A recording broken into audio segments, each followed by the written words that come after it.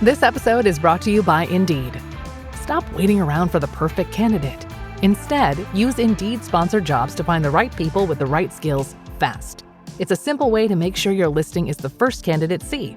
According to Indeed data, sponsored jobs have 4 times more applicants than non-sponsored jobs. So go build your dream team today with Indeed. Get a $75 sponsored job credit at Indeed.com/podcast. Terms and conditions apply. This episode is brought to you by Nature's Bounty. Nature's Bounty believes your body is brilliant, naturally designed to thrive, inside and out. For those always looking for new ways to support your health from head to heels, Nature's Bounty has a range of over 400 vitamins and supplements born from 50 years of trust and care. Nature's Bounty. It's in your nature. Visit naturesbounty.com to learn more. There is no hood like parenthood. Hi, I'm Kanika Chadda-Gupta. I'm a former CNN journalist, mom of 3, including twins, and host of That's Total Mom Sense, the podcast. Now, if I had $1 every time I heard, gee, you have your hands full. On my show, I interview change makers on their life lessons, legacy, and superpower of intuition, which I call our Mom Sense and Dad Sense. I've had the privilege of working with Mom 2.0, March of Dimes, and the White House, and have had some pretty amazing parents on my show. Hey, what's up? I'm Kelly Rowland. Hi, this is Chelsea Clinton. It's me, Bobby Brown. Can't wait to share my story. That's Total Mom Sense is a production of the Evergreen Podcast Network. Be sure to subscribe wherever you listen to podcasts and on YouTube so you never miss an episode. To join my tribe, visit that'stotalmomsense.com and follow me on Instagram at Kanika Chadda-Gupta. Now let's dive in to today's episode.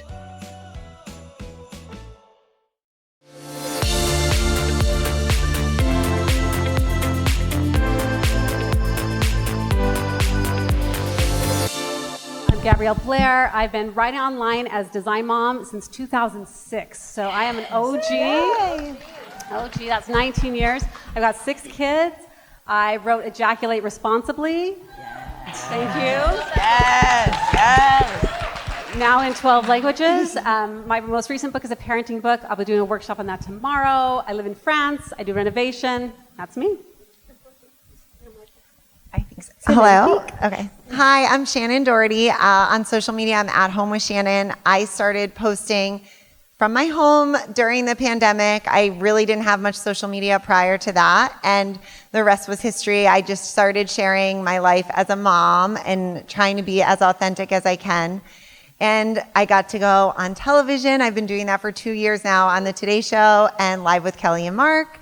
And every day I'm learning about being a mom and a content creator. So I am very excited to share that with you guys. Woo. Hi, everybody. I'm Tina Cartwright, and I am a proud Black mom of 2. I have a 3-year-old and a 6-year-old. My 6-year-old's going on 55. I know y'all understand if y'all have toddlers. And I had the pleasure of creating something super personal called the brand Rebranding Motherhood. And really, that was my opportunity as what I consider a brander to really approach the situation of how we're all getting into this place, right? Why is motherhood so hard? And to me, the answer was eradicating the sanitized imagery of motherhood. So that's what I do on my brand. And then I also launched Rebranding Motherhood Consulting, and I help clients, brands, and partners to be able to do the same within their platforms. So thank you, everybody. Happy to be here. Awesome. Thank you. And my name is Meredith. You can find me online as Babies of Steel. I am a short-form video creator. On primary is TikTok for now and Instagram, and I make short-form video content about my experience as a full-time working mother of 2, with my content focus independent of my children's existence. So, and I live in Maine. Awesome. You're so far from us. Right? Thank you. So parenting content is so ubiquitous, and we see it on social, on podcasts, newsletters. We all are our own personal brands. What do you think, Gabrielle, I'll toss it to you first. What do you think is driving this shift, and how have you personally seen the audience evolve over time and the content that they're craving change? I think it's working now. Hooray. The shift is being driven because the world is changing so fast. It's changing rapidly, faster than it ever has in the history of humankind. And the things that we used to be able to rely on, that we all grew up with, we kind of were given this, like, here's this reliable path to success. If you go to this school, you'll get into this college, then you'll be able to get this job, and you'll be able to buy the house and have the kids. And that's just not true for a lot of people anymore. And the world is changing so rapidly.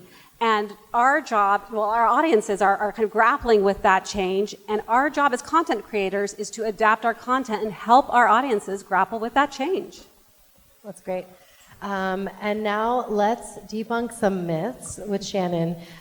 With so much parenting content out there, we've seen a lot of the misconceptions, and the influencer lifestyle isn't real. It's just not real. So tell us how you can create meaningful work while being authentic, and what's something that people, I feel like, misunderstand about the reality that is your life too. I think with social media, and especially my page, if you guys follow me, which I hope you do, I have to be authentic. I'm a busy mom. I have 4 children. 2 of them are actually here with me, which I think speaks so much.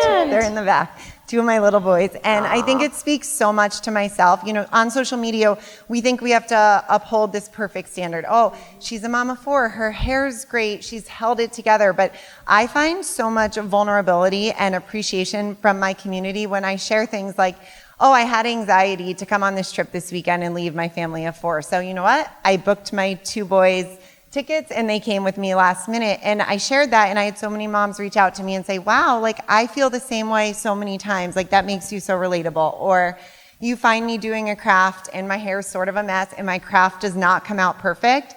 And I think that that's what people like to see, because they can see themselves in me. They can see, you know what, she's just trying her best, and that is all that matters. So when I scroll social media myself, I always feel attracted to those moms that I relate to. You know, that perfectness is not what our society wants anymore. I think everyone can really see through it.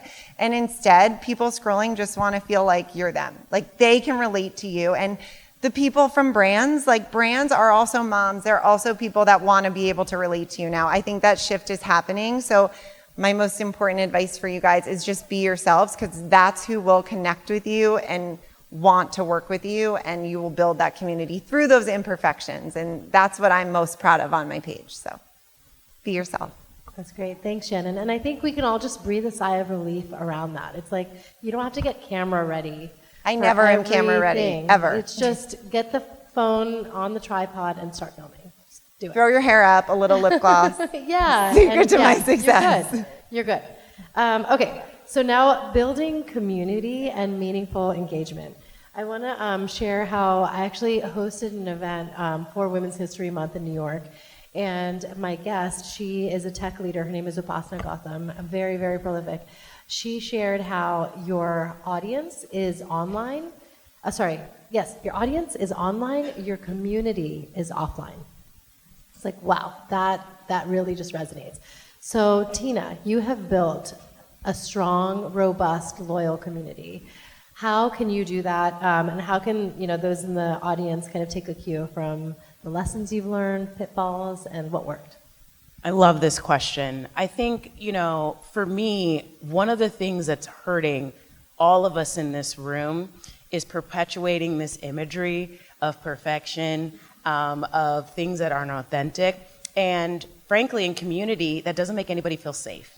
And one of the lessons I learned very quickly in building deep community is really taking a lesson from my therapist, which is safe relationships, you can bring all of yourself, every single part. And so really it's interesting, this point around your audience is online and community is offline.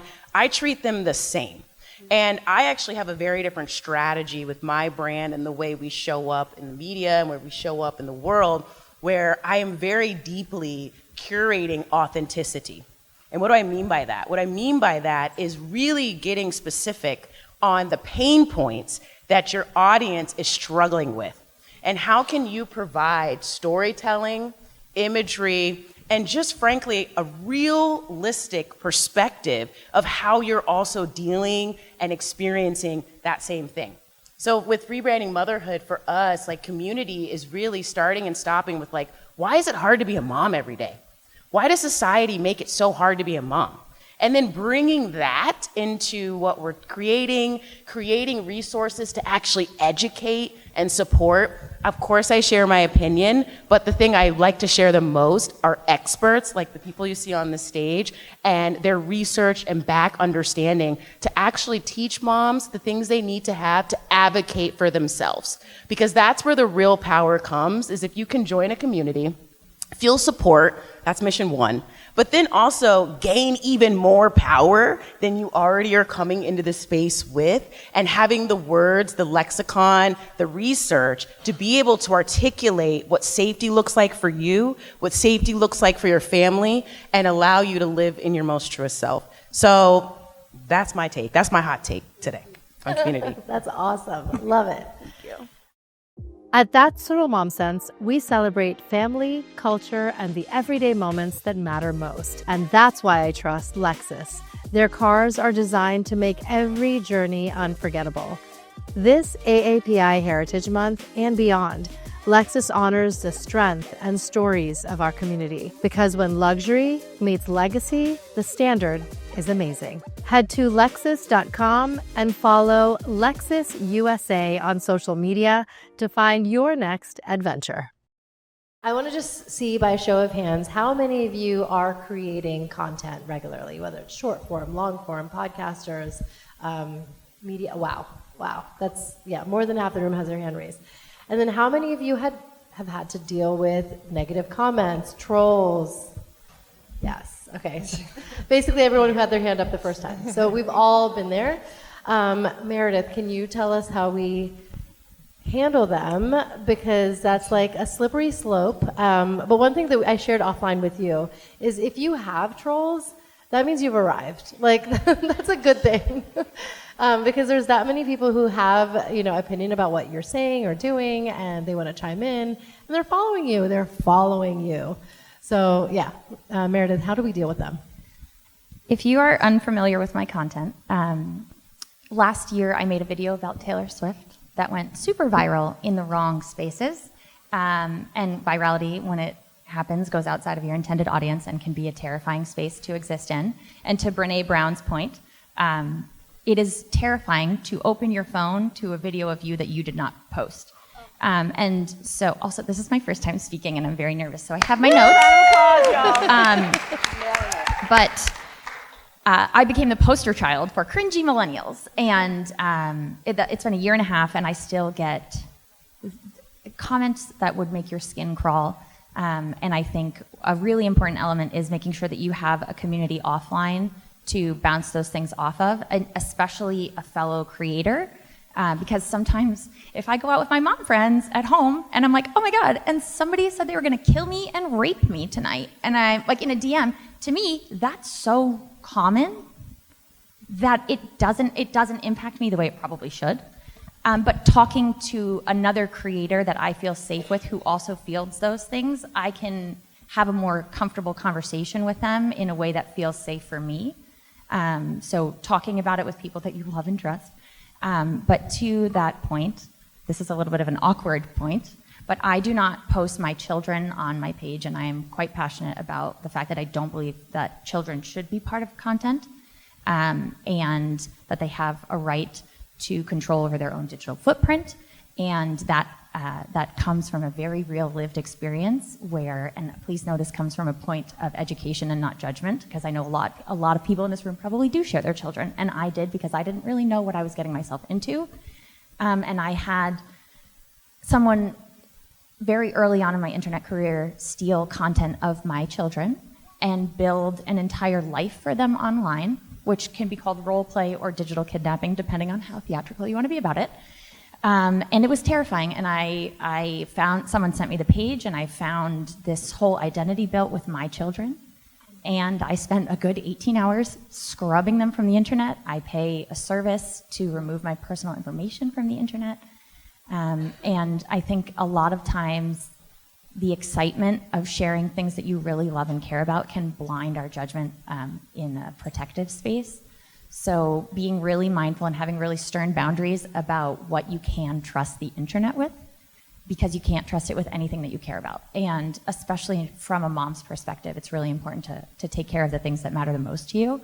And there are ways to share valuable life experiences and experiences as a mother without showing children. And Shannon and I talked about this backstage because it's obviously a divisive topic, and I don't share it from a place of judgment at all. But I think as the digital landscape evolves with AI and cyberbullying and all these spaces that are really dangerous for kids, I do think we have a responsibility as mothers to adjust the way that we share our lives to protect our kids. Because I have a therapist and a husband and friends and meds, and it hurts my feelings. So I can't imagine feeding my kids to those people who are just intentionally cruel. Yes, So yes. that's the short answer. Yes, thank you. Thank you so much for getting vulnerable and sharing that. And yeah, I'm so with you. I kind of do the same thing. I feel like if they're too young to consent, then I'm not going to make the decision for them. So I'm with you.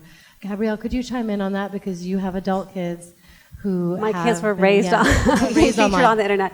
I think you really do need to think about your actual kids and what they want, and especially as they get old enough to have an opinion about it, and they will.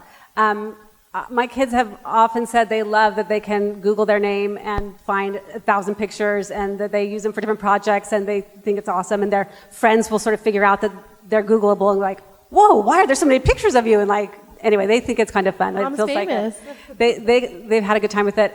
But of course, if you're working on a project and they don't want to be in it, then they shouldn't be in it. And I think it's fantastic that state by state we're starting to get laws put in place that are going to make sure these kids are compensated for their time, just like any child actor should be. I think that's fantastic and totally support that. If your kids are working, pay them, like that makes a lot of sense. I know it can be really scary. The way I had to think about it 20 years ago is someone said to me, if the New York Times wanted to profile you right now, and would you name your kids? Would you show a picture of your family? And I was like, oh, yeah, definitely. Like, I would be honored. That's amazing. And a friend sitting next to me said, absolutely, I would never let them profile me and mention my family in any way. And some of it is just going to be your level of comfort with publicity. And know that that's going to be different for everyone. Great, thank you. And I would just say great. quickly, Yes. there's also, if you do share your children on your account, because I do, and it's such a part of who my account is, I think my community loves seeing me in that mom role and doing those crafts with my family. If that's who I am, and I think it needs to be shown through there. They come everywhere with me, but my account is about me. It's not about my children, and I think that that's a very big distinction. That is an important one, and I've always made it that way because my kids are only on my account when it's fun for them, when it's part of our life. It is not their job, and it's given us amazing experiences like Nickelodeon, Disney World, but the second they tell me they don't want to do it, they don't do it. And I think there's a very big distinction about an account about you and an account about your kids. That's great. That's great. And then this is parenting content. So Yes, that exactly. makes so sense. Thank you. I wanted to ask you about just the trade secrets and the apps that you swear by, because we all need to be using technology to work smarter. And it's so important. I mean, I know I ChatGPT everything. So anytime I have a podcast interview, I'm like, okay, give me a great, summary of what this person has done. I listen to a lot of their podcasts and audiobooks because that's something that I can do as I multitask. And then of course I go back and refine and do my research. But it's a great starting point when you have a blinking cursor in your face. So ChatGPT is my bestie. What about you guys? I love InShot. That's what I use for all my editing. And then I also am a ChatGPT fan, not only for when I'm looking up like projects for my account, but also when I'm helping my kids with their homework. Lots of ChatGPT over here. Love that app. I mean, I will second that. So my video editing apps of choice are Splice, which I love, and a lot of my musician friends love it too, because it has a lot of dynamic capabilities. I also kind of like partner that and complement that with CapCut. Why? Because a lot of the video editing apps, when you put text on it, it looks like trash. So if you want clean, crisp, 4K quality text, use CapCut. That's my little tip for you. And then the last thing I would say is I love ChatGPT as well, but I'll challenge you all to use it in a way that's less transactional and more like your additional multifunctional team members, right? Think of it as your marketer, your CMO, your CFO, your chief operating officer, and use it to really synthesize your strategic approach to your business. Because I will tell you, brands that use it, or brands, people, creators that use ChatGPT transactionally, it shows. We can tell those emails. They look. It's always shows. Yeah. It always shows. Totally. ChatGPT also helps with captions. I meant to say that. If you guys need help writing, sometimes I feel like this caption, I want it to be long, whatever. It helps with captions and hashtags. And then to that point is you get brand deals. You can lock it in at character numbers. So if you're like, the brand's like, okay, keep it to 100 characters for your caption. Exactly. So think of it too as like helping you to deliver briefs, helping you to deliver more specificity when you're working with brand partners, and take that stress off your plate, and then allows you to really be the creator and let it kind of tighten up what you're putting together. Do you want to go? Yeah, Meredith, yeah. I will tell you my favorite app is an app called OneSec, which I talk often about. It is an integration that runs on your phone that retrains your brain to not seek dopamine from opening your apps. And I think, and I actually learned about it at a creator event. Mine currently makes me wait 80 seconds and practice French to open the apps. And I will say that I think... That's amazing. C'était magnifique. Yeah.